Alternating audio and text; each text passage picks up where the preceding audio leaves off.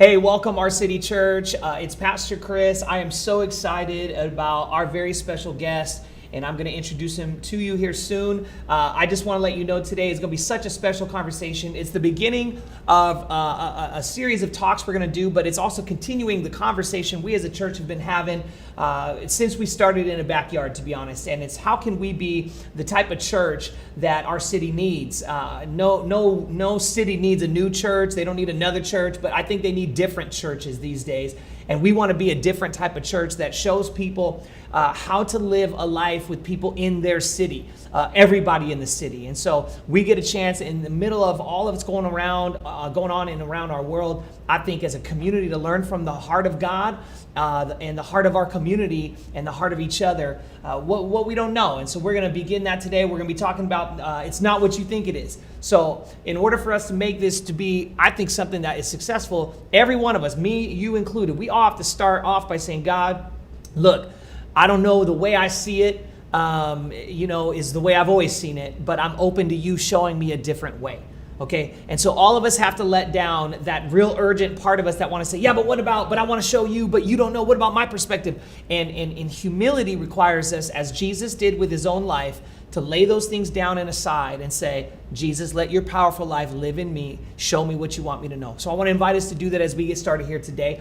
Without any further ado, I want to introduce you to a part of the interview panel we're going to have today, which is, as I told you, if you've seen any of our social media, today I'm going to interview a black father, which is Dr. Greg Campbell. He's also an educator. And then we're also going to interview a law enforcement officer. And in fact, one of the top officers in our entire nation. And so I'm excited about that. Without any further ado, please, in the chat, go ahead and welcome. This is Dr. Greg Campbell. Dr. Greg, welcome to our City Church. Thanks so much for being with us today, man. It's good to see you. Man, I'm excited to be here, and hello to all of you out there.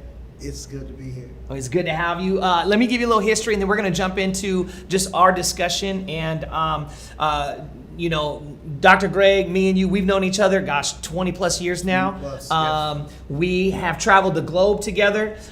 We have the same spiritual heritage and roots in terms of our spiritual father. So you guys all know, as our City Church, our roots go back into San Francisco Christian Center, where Bishop Donald Green came to the Lord and was mentored, his wife Betty Green, and then led that church for years and years. And he became the pastor and mentor of Dr. Samuel Huddleston, who would eventually become Dr. Greg's pastor and then would one day become my pastor. So we became kind of spiritual brothers and have, done our best to serve what God has called us to do. So that's our history. I want you guys to know that. We're going to jump right on in. As you guys know, our world needs leadership. Our world needs context of God's word for us to live from. And so it doesn't matter what I feel or think. It doesn't matter what you feel or think. It matters for us that believe, what does God require of us? What does love require of us? What does truth require of us? Because that's the people that God's called us to be, people of truth, people of love. And so we want to talk through all of that today. So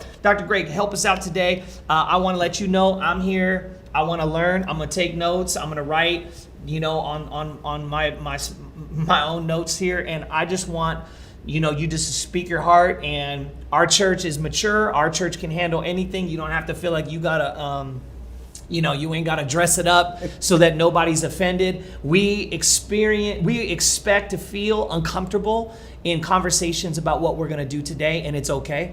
And so I want to give you freedom to do that. So I want to start and just jump right on in. How did it impact you when, and I'm guessing you saw it, when you saw the George Floyd video? So, Pastor Chris, first let me just say thank you for doing this. Thank you for having this conversation. Thank you for being a leader and your leadership team for taking a risk to do something like this. Now we really are family. So I called you Pastor Chris once, actually twice. Yeah, which is a lot more now than I've talk heard. to you like my brother. Yeah, that's fine. Because you are. Yeah. We do have the same spiritual father. But thank you for doing this. And it's important not only that our churches have this kind of conversation, our neighbors have this kind of conversation, our kids in school have this kind of conversation, but our nation have this kind of conversation. Yeah. So how I felt about it, I've only watched it I watched it all the way through once, and it disturbed me so much. I've probably watched half of it again. It was very, very disturbing, and I can't watch it again. Yeah. It's like a horror movie being repeated over and over and over in my mind. I don't have to go physically watch it because I'm not sleeping.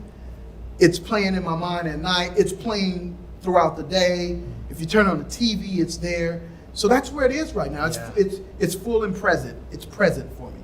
How did your upbringing connect or resonate with what you saw? Like, how did where you grew up? Tell us where you grew up and just some of the experience. I know. Share with our church. How did you see correlations, or even how did it kind of connect between some of the experiences you just grew up having yourself? Yeah, that's a great question, Chris, because I grew up in Compton, California. You know, we're in the midst of a pandemic, and now we have this new crisis that's on our hands with the racial crisis. And growing up in Compton, California, Chris, one of the reasons why I don't want to watch the video, because it's like going all the way back to when I was a kid and seeing the same things that I saw growing up as a kid. I'm 52 years old. And I saw this kind of stuff when I was a kid. My parents grew up talking about the Watts riot. I heard that as a young kid. I knew about the Watts riot as a little kid growing up. I wasn't there. I didn't see it, but it was a conversation. Yeah. And I don't know if any parent wants their kid to relive some of that traumatic stuff in their life.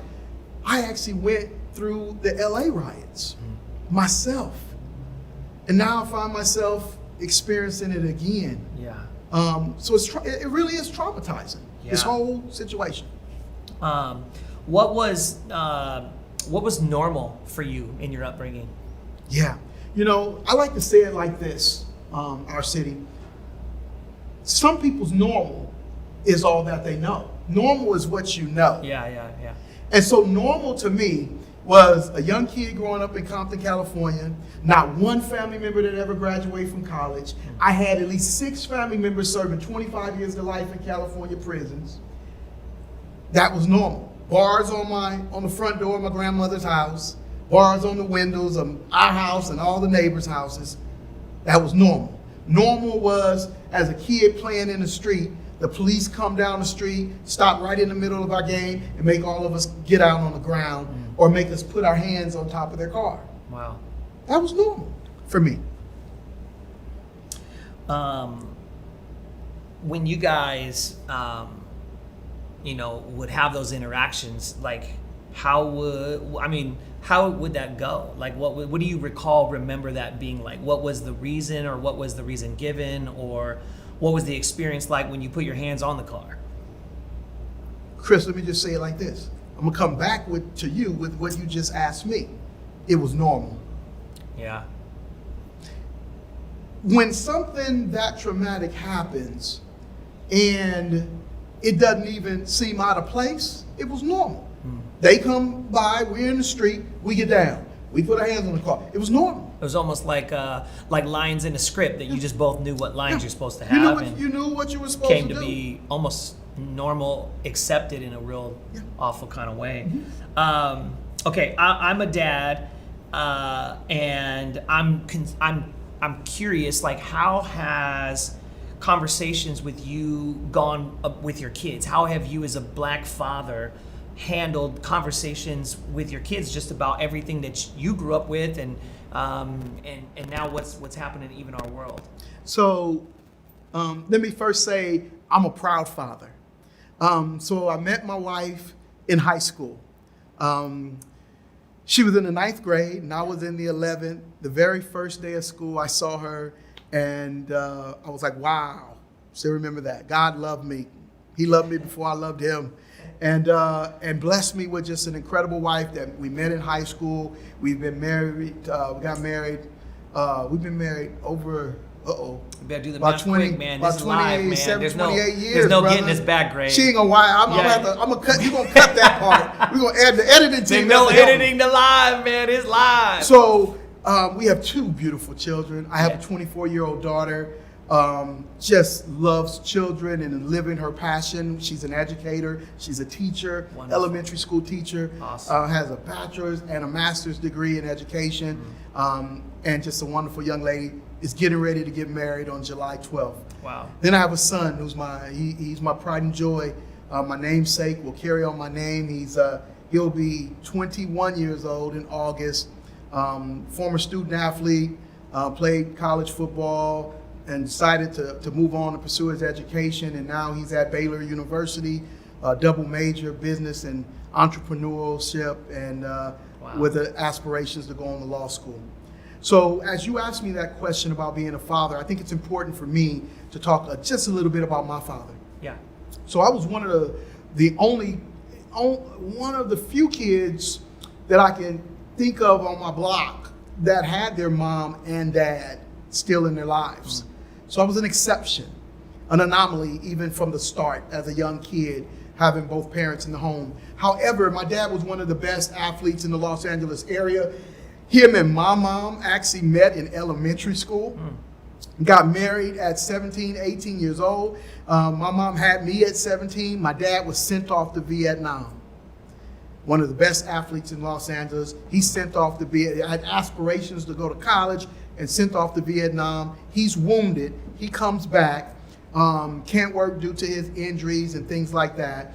But, and what we would now describe, just in this sort of era, described as post-traumatic stress. Yeah. I lived my whole life with my dad, with him having post-traumatic stress and us not knowing, it not being diagnosed. So you might say, well, what does that mean? Yeah. That means very rarely, I can count probably on one hand a couple, just, how many times my dad told me he loved me. My dad never, ever ate dinner with us at the kitchen table. He just didn't do it. And he just wasn't an emotional guy. But now I know why. Later in my life, I didn't understand it then, but I know why now. And he loved me. He gave me everything he had. Yeah. And so as I've learned from him, in 2014, I met Kim Blanchard.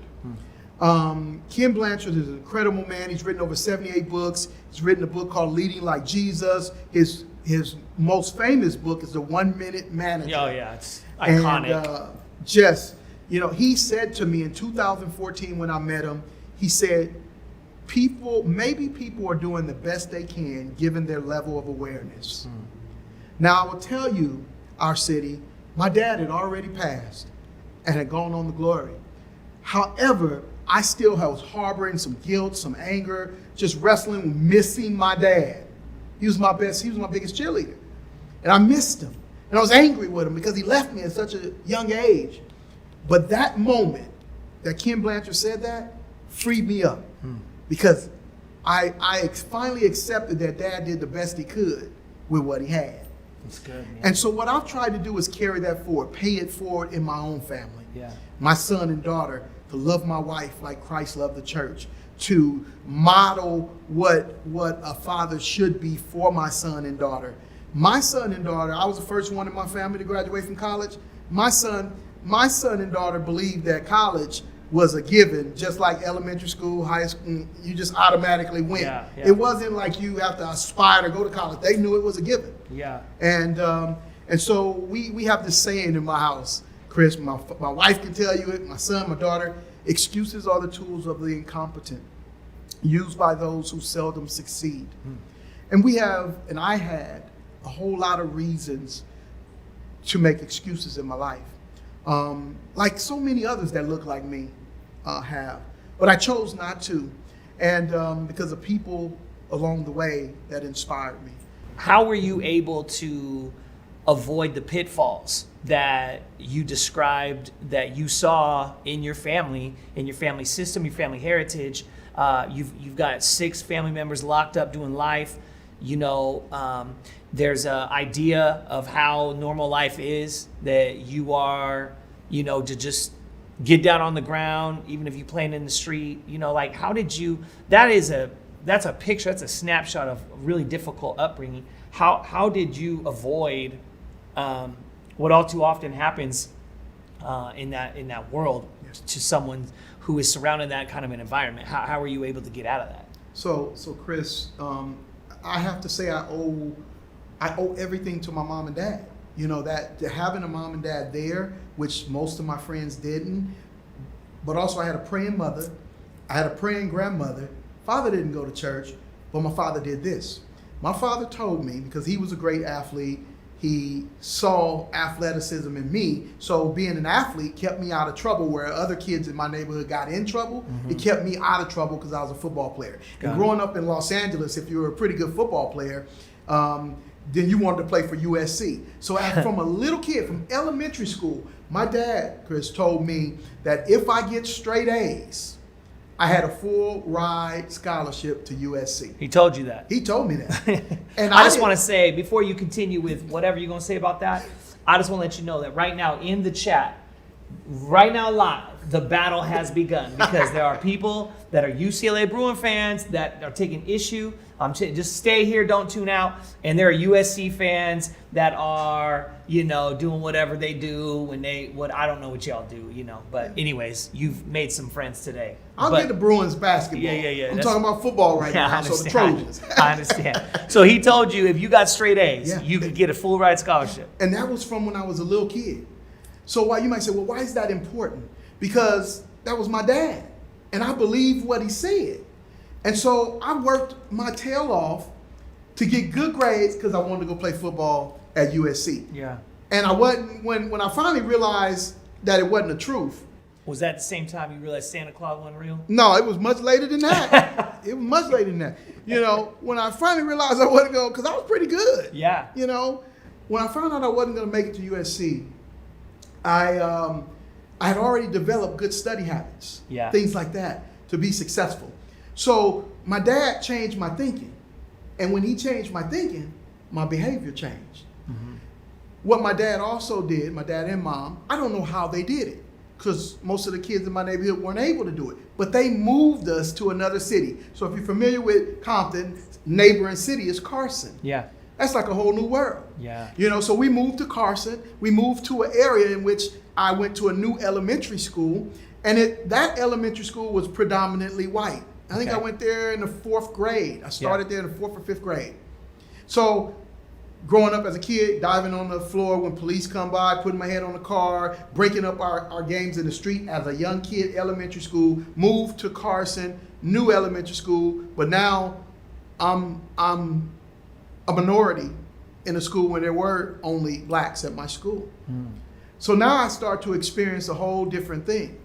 Competing against other kids that had a different level of education, making sure I knew my worth, trying to still keep my dream of making it to USC, and then experiencing when I did something in the classroom, got sent to the principal, or I had more fights at that school than I could even count because people called me names and things like that, and I wasn't one that would take some of that stuff. Yeah. So it was still a battle.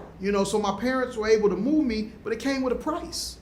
Not only for them moving out of their community, but for me, because I had to learn to navigate a different world. Yeah, and that was in elementary school.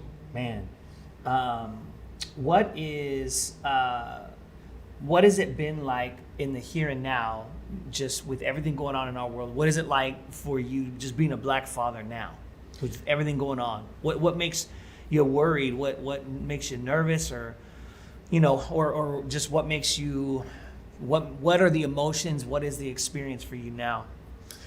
Chris, thank you for asking that question and just having that conversation with me.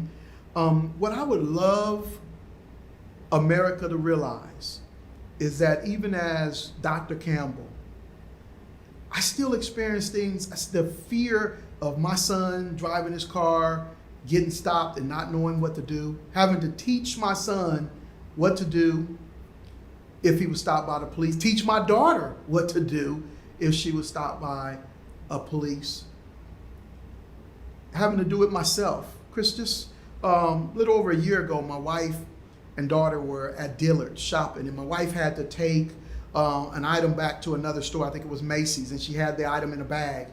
And Chris, the store security surrounded my wife and daughter about 4 or 5 police cars show up at Dillard. They're following her through the store. She's panicking. My daughter, who's 24 years old, she was, I think, 23 at that time, just began to panic. Dad, the police they're following us around the store. And they call me, and I get to the store as quick as I can, and I'm like, why do I have to say I'm Dr. Campbell for my wife not to be followed around the store? So that's just, so as a father, I'm sure my wife as a mother, we've had to do things that I think others didn't have to do because we worked hard to be successful, but success didn't remove some of the systemic issues that we face. Okay. I want to dive into that, and I want to, we've told our church that, we were going to be able to interview, a few different voices today, or perspectives rather, and we are. And, I know this about you, and just our city, I've told you that we were going to interview a black father. I've told many of you who've talked to me, it's like, there's a black educator, we're going to interview him, and we're also going to interview a top law enforcement official, and I am the top law enforcement official, one of the top law enforcement officials in our entire nation. I'm going to welcome now to, which is Dr. Greg Campbell. It's the same person.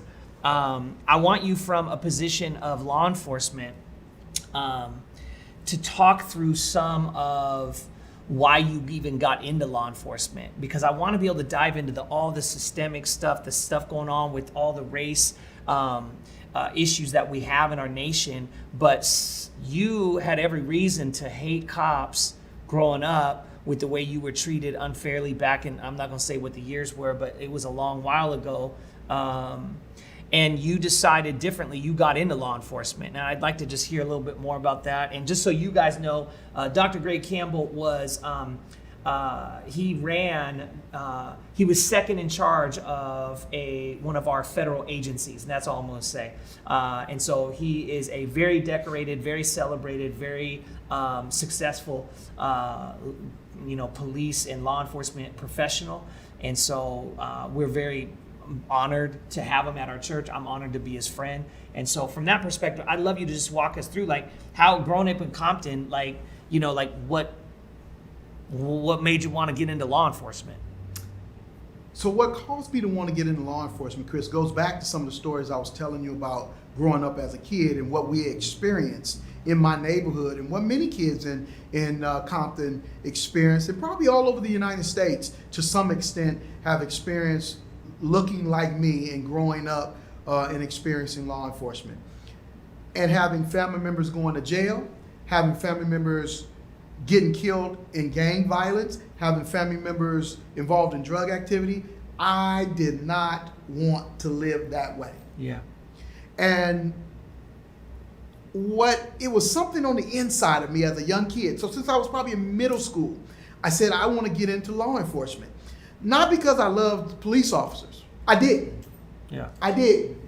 It was because I realized that the way you change a system is not becoming a victim of it, but from within. So it's changed from the inside out. Yeah. So that drove my passion to do well in school, to seek a career in law enforcement. And that's why I did it, because I wanted to help others who look like me. And I also wanted to help people in general, because people shouldn't be treated differently simply because of the color of their skin. And I thought the best way to do that is not going to a place where they tell me when to eat, when to go to bed, when to get up. But the best way to do that was to become a part of the system. And that's why I became a law enforcement officer. Wow.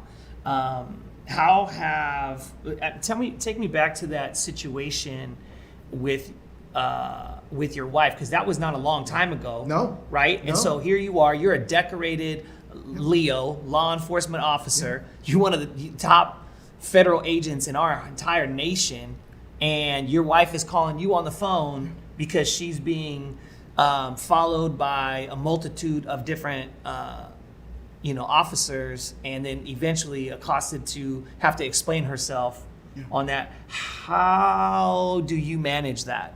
Because one sounds like a black person's experience in America, and you're a law enforcement officer, so I know your passion and heart for that. How did you feel and deal with that in that moment?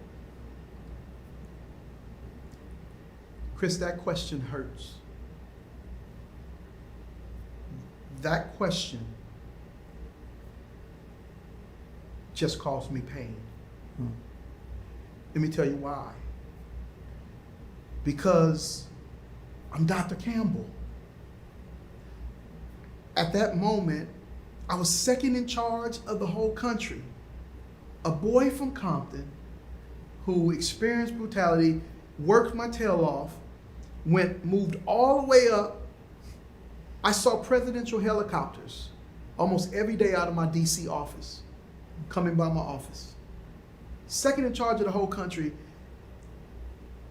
and I still experienced, and my family still experienced what they did that day.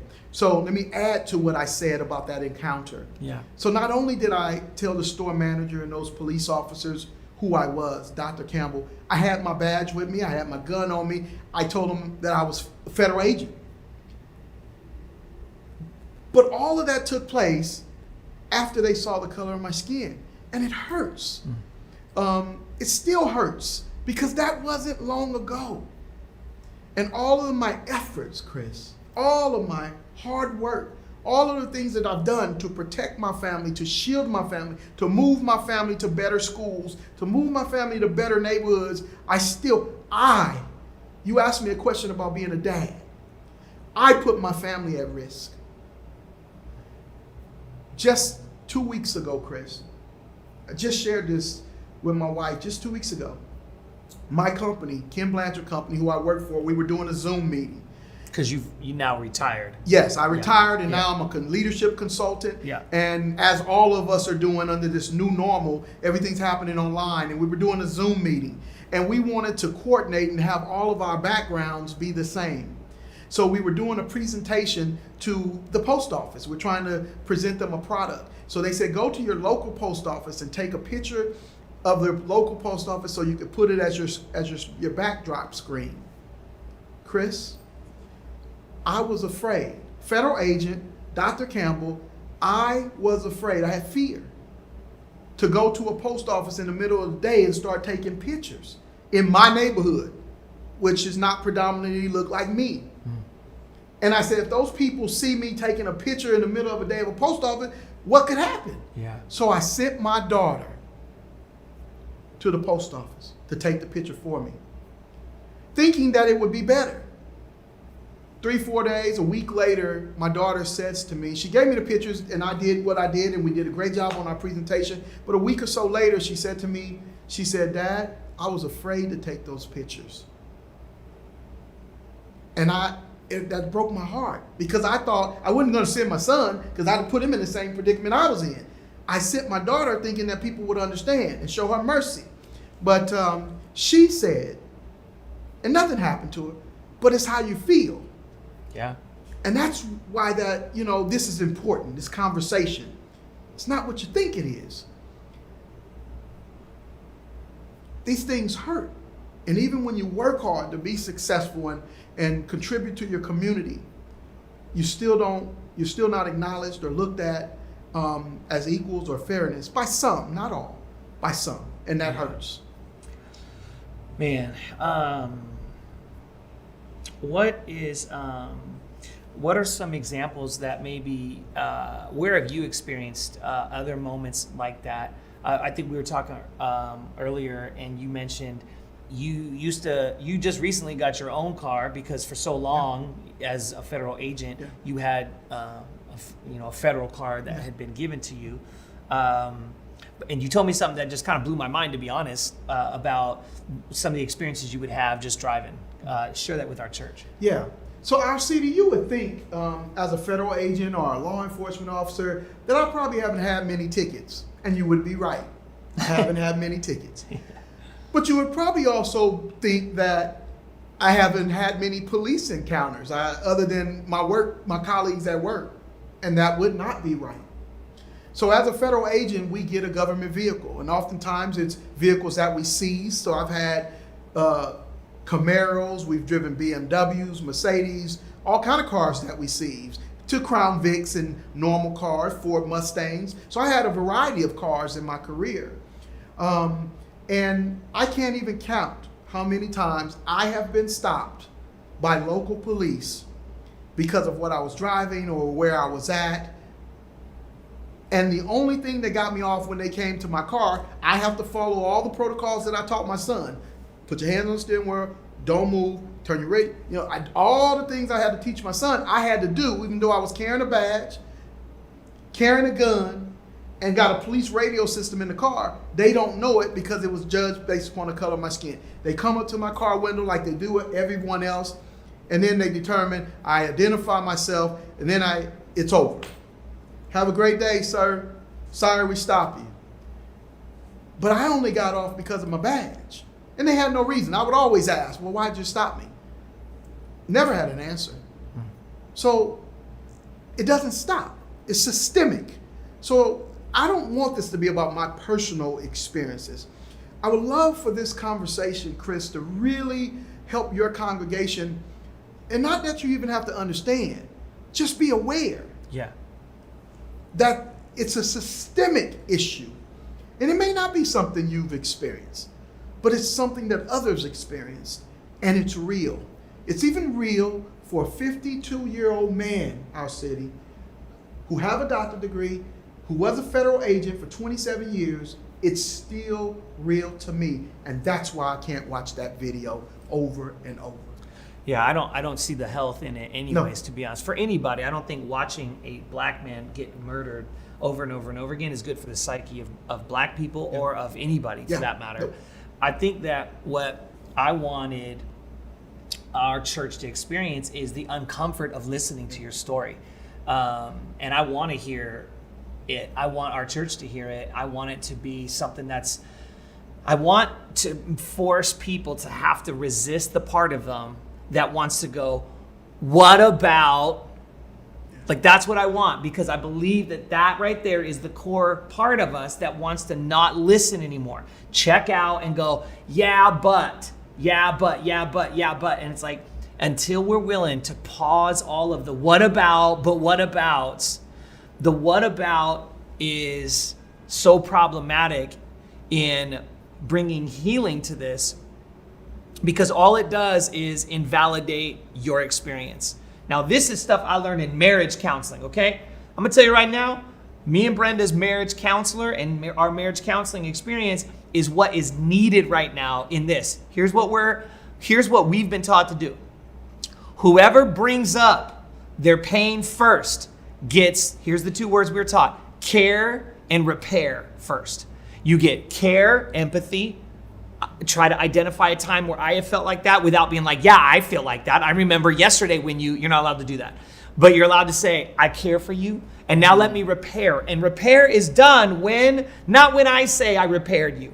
When you say you feel heard, listened to, and that I understand your pain. Yes. Then care and repair has been done. That's marriage counseling between me and my wife. And many of you have sat through me and Brenda's, those of you that I've done your weddings, I've taught this in other sermons. We teach this stuff. This is core principles of relationship building 101. I'm gonna tell you right now, our city, this is the stuff our nation needs right now. Is not for me to be, as soon as Brenda brings up something she wants to talk to me about, I go, oh yeah, but what about when you yesterday, and what about this, and what about all that, what about, and all I'm doing is invalidating and dismissing Brenda's experience. Now, every mom, every wife, every husband, every dad right now understands this principle. Yes. What we don't know how to do is to translate this principle to our black brothers and sisters when their pain goes first, and they go, I ain't saying all cops are bad. I ain't saying that cops don't have it tough. And I'm not saying cops don't have it tough right now. You would know, especially during these times, what you would have to supervise and oversee for our nation.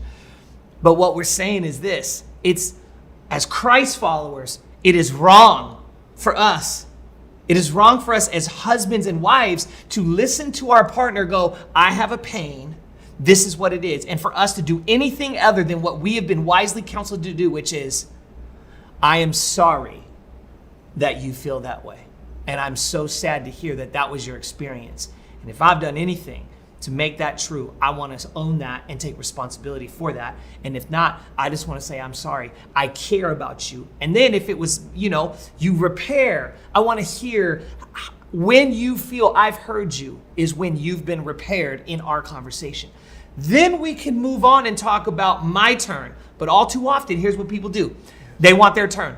I want my turn. What about this? I'm going to post this. What about this? What about? I'm going to tell you right now, the what about is the most emotionally immature part of your marriage and the most emotionally immature part of your relationship with our black brothers and sisters.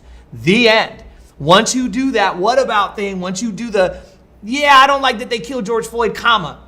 That comma is a invalidating, dismissive comma. And it is broken, and it's a part of our broken relationships. And I'm going to tell us right now, honestly, we keep it 100 or we don't keep it at our city until we learn in our marriages, yes, and in our relationships with our brothers and sisters of color to be able to say, look, I might have thoughts. I might have questions. I might have ideas. I might have whatabouts. But that would be emotionally immature of me right now to force into this conversation. What I need to do right now is go, tell me more about how that feels. I want to hear. So part of what our city, I wanted you guys to watch is what Dr. Greg and I, this is what we do. This is what I do. He's a friend. Yes. I ask questions, and sometimes I write them down if I want them to be remembered. And then I write down things they say, and I circle it if I want to come back to it. Because if you don't really demonstrate that type of care and that type of repair, then this is what happens. And your marriages aren't doing good when you do this. When someone says, hey, I have a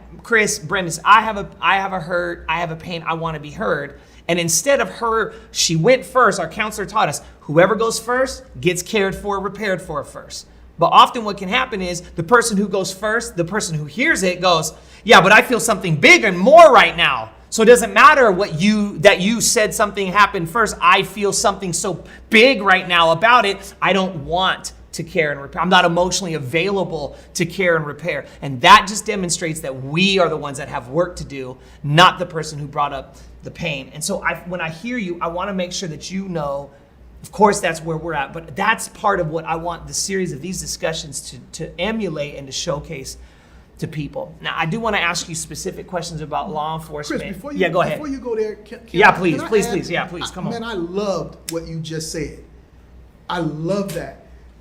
But I also want to make sure that our city recognizes two things have to happen. You got to be intentional about it, and it takes work. So you just reminded me, we've been friends, brothers for over 20-some years. Yeah. I can look you in your eye and say, I love this man. I can look at you, I love this man. What y'all have, he's not a quitter. Let me tell you one quick story. When we went on I don't know what he's about to say. He has no idea. I want you to know. He has no idea. This right here is real nervousness right now. Okay. Our first trip to Ghana, Africa. Mm-hmm. I'm trying to think. There might have been. You were definitely a minority. You landed in Africa, you're a minority anyway. There was two of us. It's a whole different feeling. Yeah, that's where I was at. I'm like, it was only two. Yeah, it was only two. The rest of us were African American. Chris, and we don't even have time to go into it, but it wasn't easy for you, was it? Because you were trying to learn. And Chris, just like he has them questions on that paper, he's always asked questions. And he's never been afraid to ask questions. And I can remember, I don't remember the specific questions, but I remember you asking questions on that trip, and a couple of the guys getting offended, and you know what? Sitting here right now, I said to myself, man, he ain't no quitter. And you didn't quit then, and you're not quitting now. And church, you don't have a quitter. He invested in those relationships, and he still has them right now to this day. And you might be asking, why would I come from Houston, Texas, in the middle of a pandemic, in the middle of a racial crisis? You know why I would get on a plane? Because somebody I love asked me to come. And I challenge you. I ask you a question. How many relationships do you have? Relationships that you have that if somebody was to call you, what was that, 2 days ago? Yeah. And say, hey, will you come to fly to my city? That's what he did. Now, the awesome thing about God is I told Chris, the Lord woke me up that night and told me to call Chris.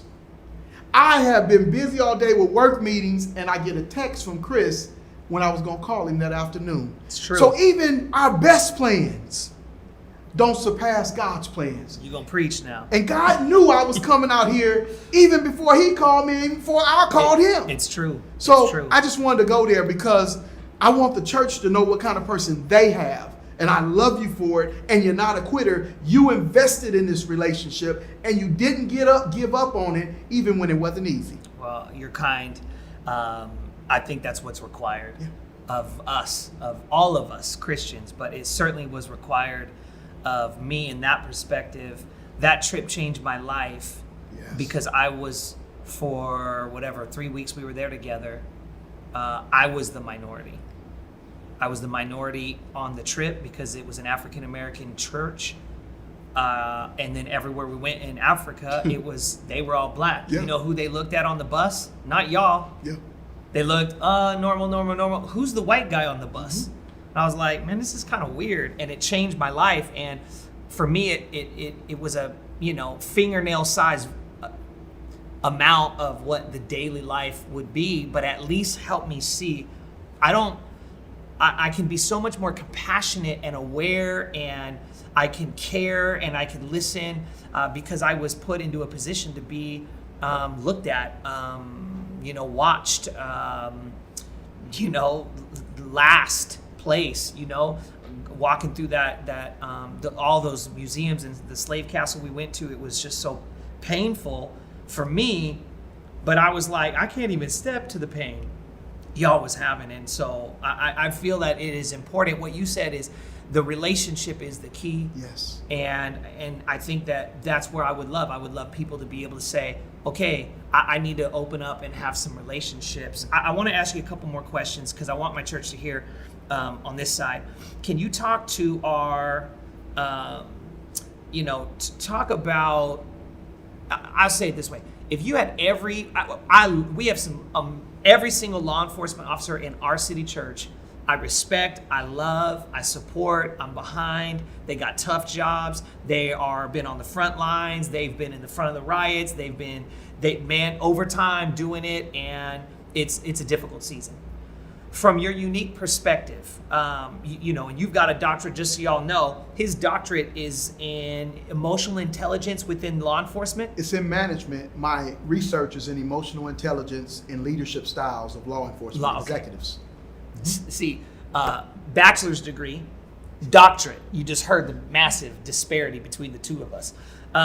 So I couldn't even say that again, and I heard you say it. But can you, from your very educated, very informed, long-term experience, top federal agent experience, what would you say, not just to the law enforcement officers that are in our city church, but those that will watch this? And if I could put every law enforcement officer in the room, what are some of the things that you would say to them from your perspective, your experience, and your education? So this is what I would say to you. So first of all, thank you for serving. Yeah. Thank you for protecting and serving our communities. Let me say this. I did a national radio show last night. This is what I said. And I emphasize over and over, and I'll do it again to all of you. Law enforcement is a noble profession. And my call to action for the African American community or anyone of color, the way you make change is from the inside out. So I challenge more people of color, more minorities, to get involved in law enforcement. So again, that goes back to my own little personal thing. Excuses, let's not make them. Let's go get involved. Let's become officers, because not one time did I go out on an arrest, a search warrant, that I stood by and watched anybody do anything wrong. In 27 years, it never happened. You know why? Because I wouldn't let it happen. Because I had an experience. I went into law enforcement, not because it was a career, because it was a calling. And so what I would say to those officers, and then I surrounded myself with people who didn't go by the bad parts of the code. There's the blue code, you all know it. It's family. We watch out for each other. We're not going to leave an officer behind. We're going to take care of each other. But with every good thing, there's also some bad things. Sure. So with that code in law enforcement, we cover each other's back sometimes when we know we shouldn't. law enforcement has one of the highest divorce rates, has one of the highest rates of alcoholism because we don't talk about it and it's not cool. And that's those things, those barriers I want to break down. Yeah. Those are not cool codes. We should get rid of them. And so I challenge you. And Nipsey Hussle says this. I don't want to, I got the PhD, but I also want to go a little street. Yeah, it's fine. We Nipsey can do Hussle- both at RC. Nipsey Hussle said it this way. He said, if the people in your circle don't inspire you, then it's not a circle, it's a cage. So I would say to every law enforcement officer, I'd like to say to every person sitting in your home, on your bed, or wherever you're watching this from, if you're a police officer, if the police officers in your circle don't inspire you, then it's not a circle, it's a cage. And that goes for high school students, college students. Just replace the word and surround yourself with people who are going to inspire you. Because hurt people hurt people. The opposite of that, inspired people inspire others. And that's the goal. Oh, man. Thank you so much for your love for law enforcement officers. Thank you for being such a noble one. Thank you for the stance that you've taken. I told our officers last week, and I mean it, I think their voice is, in this day, I would argue law enforcement voices are some top 3 voices we need right now. We need their voices, no silence, voices. And I'm proud of the ones that have spoken out against the grotesque murder of George Floyd. And I would love to see more of I would love to see a mass rebellion against that. Not waiting a few days for a few of them to say something, but it would be, I dream of a day where when something like that happened, and I pray to God, of course it never does, but if something like that were to happen again, that instantly you would have a wave of denouncing it from our law enforcement officers, that those that wanted to try to hold you for the code would be in the minority because there was a new code of, we got each other forever. We're going to cover each other forever and ever, but you better never do any of that mess because we don't stand for that. Yeah. And I told our church, I'm not sure you got a chance to see it, but look, I don't support pastors who abuse the sheep. Okay, I don't support ministries, and I don't call them by name, but I tell you this right now, if you abuse the position of pastoring and you manipulate people and you don't teach them there and then of the scripture and you just tell them what they ought to be now and try to, man, I don't got no love for that. Okay, and our church knows, like, hey, if we're here to help you, love you, care for you, because if you came from an upbringing in church that was abusive and looked down at you and judged you and shamed you and all that stuff, that is not us, man. We are not about that life. We are about God's restoration and redemption. But I'm not going to support ministries and pastors. I'm not going to get down with that. And I would love to call all the men and women who serve in uniform to take the same approach, not when it comes to pastors, but when it comes to the other people, to say, I don't police like that. I don't get down like that. That's not who we are. That's not what we are. The power of that collective voice being offered up before the world would be powerful, man. And I think the world, we need our leaders in blue. We need our leaders in our nation's forces, man, to be able to speak out, because their voice is so mighty, so powerful in the days ahead. And sometimes, Chris, we complicate this racial conversation, this prejudice conversation. And what you did is just broke it down real simple to say we don't tolerate that at our church. I don't support pastors who do that. And I would take it a step further, just like you did. Our city, if you had a bad surgeon, a bad doctor who over and over did bad surgeries, I can guarantee you wouldn't go to that doctor. Mm-mm. If you had a bad dentist that messed up everybody's teeth, you wouldn't go to the dentist. So why would we accept a bad cop? 99%, I believe, and some of the statistics actually show it, of law enforcement are good cops. Yeah. Why do we allow the bad ones to stay? And all I'm recommending for law enforcement is don't allow the bad ones to stay. Some of that is systemic because of our police unions. Unions are good. Remember I told you, unions are good. but there's some bad sides to unions. And they sometimes help bad apples stay, which then give good cops bad names. Yeah. So the same principle applies whether you're a pastor, a dentist, a doctor, or a police officer. Yeah, I agree. Speak to our church, about just to kind of close, what's needed from the church in America today when it comes to this whole entire situation we find ourselves in, with divided across different ideologies and, trying to resist the what about.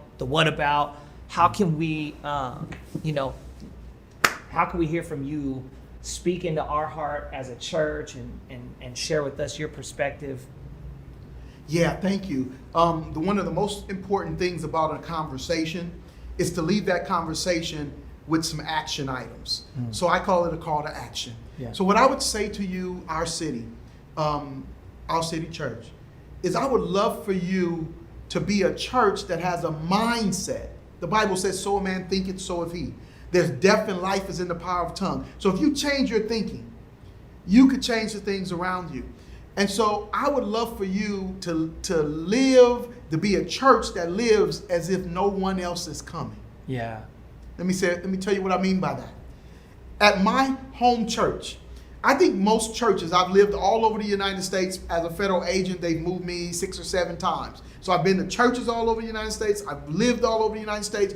And oftentimes they're inwardly focused instead of outwardly focused. Yeah. And when you're serving a community, you have to live as if no one else is coming. At my church, we have voting at our church. We don't just do voting registration. We actually have voting booths at our church. Our church has the largest precinct in the city of Houston at our church.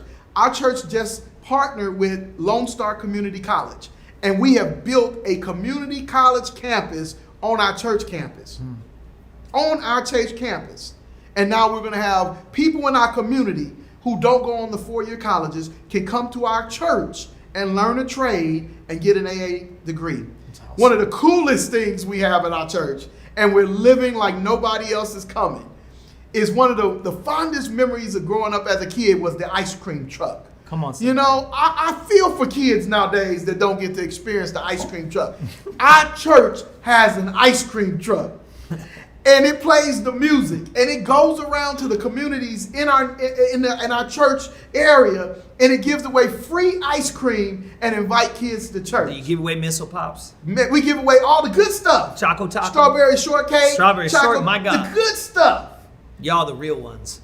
And that's living revival as if nobody else is coming. Yes. It's serving the community. I love it. Dr. Cornel West said it this way. You can't lead the people if you don't love the people. Yeah. You can't save the people if you don't serve the people. So I would love to see this church continue, because I know you, so I know what you're already doing. I'd love to see you continue to lead and serve this community. Not just serving leadership. That's a nice word that people are throwing around these days, and it's a great leadership model, serving leadership. But what more importantly is to go one more step, serving leadership in action. Serving leadership in action. I want to close out with some comments that my son wrote as he thought about this situation. And my mentor, your mentor, Pastor Sam Huddleston, Dr. Sam Huddleston, asked my son the same question you asked me. How does this situation with Floyd make him feel? And what's the solution? Because just talking about the problem is not enough. We need to talk about solutions. And this is what my son wrote. He said that education is the key. So I'd love to see our city focus on education for our youth, because this is what my son said. He said that education gives you the power of hope. The power of hope controls your mindset, and your mindset writes your future. What's happening in many inner city communities is that kids are going to school, but they don't have books. Kids don't go on field trips in the inner city. They don't even have curriculum in many places. They don't even go on lunch, recess anymore in a lot of cities. They're not getting quality education. So guess what that means? They're not writing their own future. And I challenge all of you out there today that you build relationships with people that don't look like you. Take a risk. And it won't be easy, but keep going. Yeah. Increase your level of awareness. And help a kid write their own future. I love that. By having quality education. I love that. So thank you, brother. Thank you so much, Dr. Greg Campbell, my good friend. Honored to have you with us today. Our city, thank you for being a part of this conversation. We're going to be, for the next couple weeks, having some really great additional conversations. My pastor is going to be coming in around Father's Day as well, so look forward for that. I'm going to take a moment and just pray, hear us out, and I want to challenge us to heed and to listen and to apply what Dr. Greg said.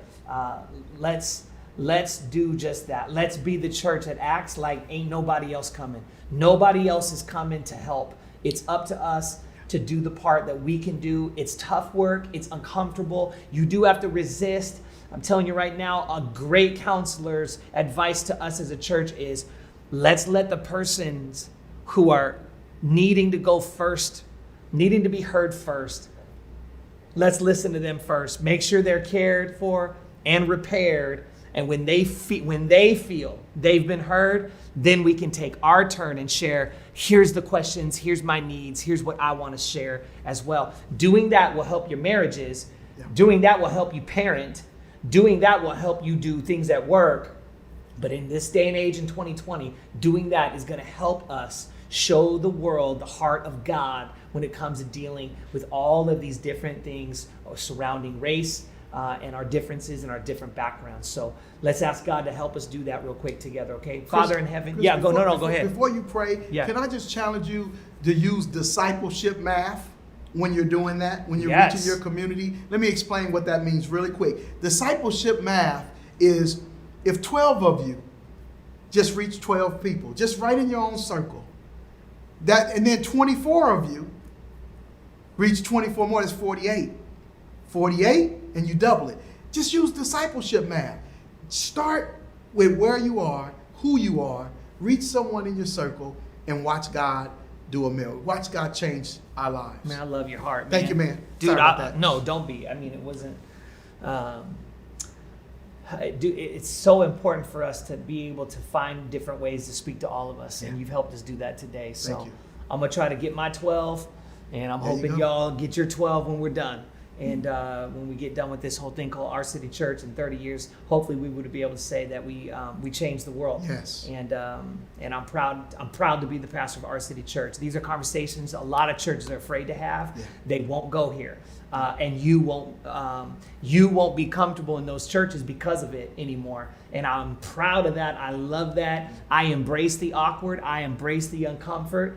And I invite you to come along for the ride, because that's the only way we're going to change the world. Yes. So let's pray. Yes. God, I ask you to help us do just that. Help us to do discipleship math, to be able to reach just the 12 like you reached 12. And then they went out and found their own 12. And before we knew it, God, the world was exploding with the ideas of Jesus.